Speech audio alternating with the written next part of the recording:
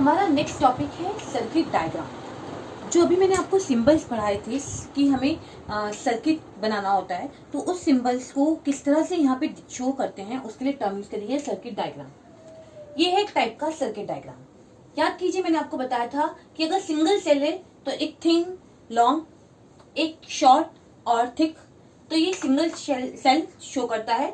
Long वाला positive, short वाला negative. इसके बराबर में मैंने एक स्विच बनाया है, स्विच के अंदर देखो डॉट बनाया है, इट मीन्स ये क्या है, क्लोज्ड। क्लोज से मतलब ये है कि सर्किट में अब इलेक्ट्रॉन्स क्या कर रहे हैं, मूव कर रहे हैं, ठीक है, इसलिए डॉट है। अगर ये डॉट हम हटा देंगे तो इट मीन्स क्लोज। क्लोज का मतलब अब वो ओपन हो गए हैं, सॉरी ओपन।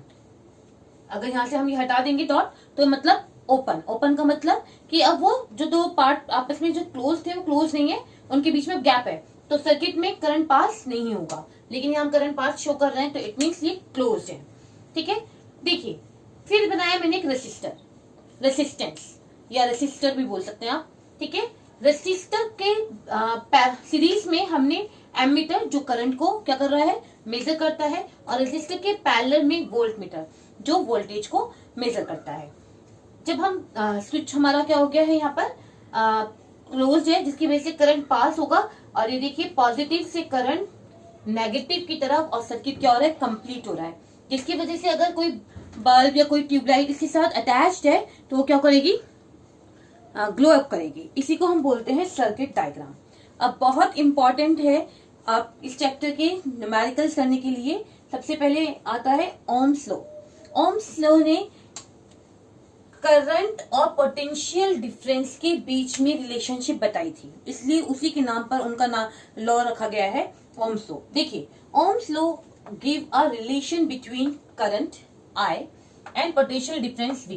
उन्होंने कहा करंट पोटेंशियल डिफरेंस की क्या है, प्रोपोर्शनल है, डायरेक्टली प्रोपोर्शनल है।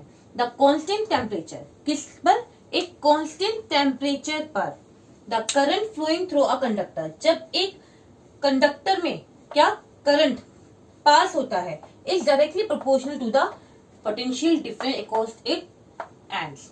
तो उसके बीच में जो पोटेंशियल डिफरेंस है यहां से यहां तक, ठीक है, वो ऑलवेज क्या होगा, उसके डायरेक्टली प्रोपोर्शनल होगा। रिपीट कर रही हूं, at a constant temperature current flowing through a conductor is directly proportional to the potential difference across its end. इस कंडक्टर में जो करंट पास हो रहा है वो डायरेक्टली प्रोपोर्शनल है यहां से यहां तक के पोटेंशियल डिफरेंस के अक्रॉस टू एंड्स, ठीक है। मतलब I proportional to V at constant temperature. तो V is equal to R I. R क्या है, कांस्टेंट है जिसको रेसिस्टेंस का नाम दिया गया है, कांस्टेंट जिसको क्या कहा गया है, रेसिस्टेंस का। इस रेसिस्टेंस की बहुत अहमियत है। इस रेसिस्टेंस पे डिपेंड करता है कि हमारा जो वर्क सर्किट का वर्क है वो कैसा होगा। देखिए कांस्टेंट जो है या जो रेसिस्टेंस है उसका नेचर डिपेंड करता है। नेचर से मतलब अगर प्योर मेटल है तो उसका नेचर डिफरेंट होगा, एलॉय है तो उसका डिफरेंट होगा, एंड अगर क्या है कंडक्टर ही नहीं है गुड तो उसका डिफरेंट नेचर होगा। तो नेचर, लेंथ, लेंथ का मतलब इतना है, इतना है, इतना है, तो वो length. Area of cross section, thickness, जैसे ये बहुत ज्यादा थिक है, इसे थोड़ा पतला लेंगे तो ये छोटा है ना। तो उन्होंने कहा area of cross section and temperature of the conductor. At हम कांस्टेंट टेम्परेचर पे बोल रहे हैं कि करंट डायरेक्टली प्रोपोर्शनल है किसके, आपके पोटेंशियल डिफरेंस के। Resistance, the ratio of the potential difference apply between the end of the conductor. यहां से यहां तक जो पोटेंशियल डिफरेंस है इस कंडक्टर के इस पॉइंट से इस पॉइंट तक, the current flowing through it is constant. और इसमें जो करंट पास हो रहा है वो कैसा होना चाहिए, कांस्टेंट होना चाहिए। अगर हम 5 एम्पियर दे रहे हैं तो 5 होना चाहिए, 10 एम्पियर दे रहे हैं तो 10, constant. Quantity is called as resistance, उसको उसका रेसिस्टेंस कहा गया है। मतलब ये रेसिस्टेंस की डेफिनेशन है, ये हमेशा आपको लर्न होनी चाहिए। तो ऑलरेडी ये बता चुके हैं I is directly proportional to V, मतलब करंट डायरेक्टली प्रोपोर्शनल है किसके, पोटेंशियल डिफरेंस के। या आप क्योंकि हमने ये चीज ली है तो हम इसे लिख सकते हैं R। Resistance inversible, sorry current inversible proportional है किसके, रेसिस्टेंस के, इसलिए हमने लिखा R प्रोपोर्शनल टू 1/I। तो I क्या है, इन्वर्सिबल प्रोपोर्शनल है किसके, आर के। देखिए अगर वोल्ट डबल कर दें तो आप देखेंगे करंट भी डबल हो जाएगा, वोल्ट हाफ कर दें तो आप देखेंगे करंट भी हाफ हो जाएगा। लेकिन अगर हम क्या रेसिस्टेंस डबल कर दें तो करंट क्या हो जाएगा, हाफ हो जाएगा।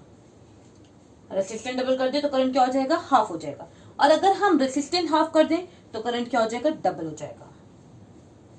तो आपको यही चीज हमेशा माइंड में मेकअप करके चलनी है।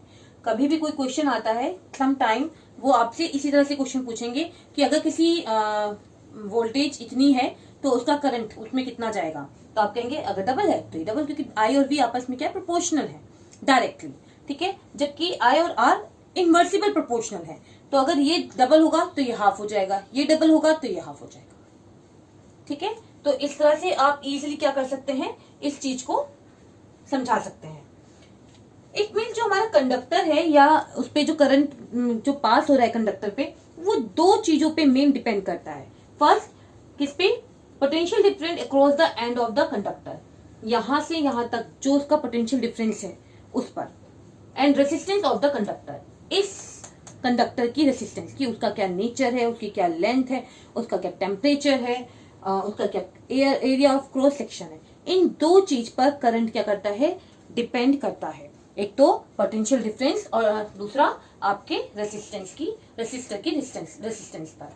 अभी आपको मैं बताऊंगी कि रेसिस्टर क्या होता है या रेसिस्टेंस किसे हम कह रहे हैं, ठीक है। Thank you everyone.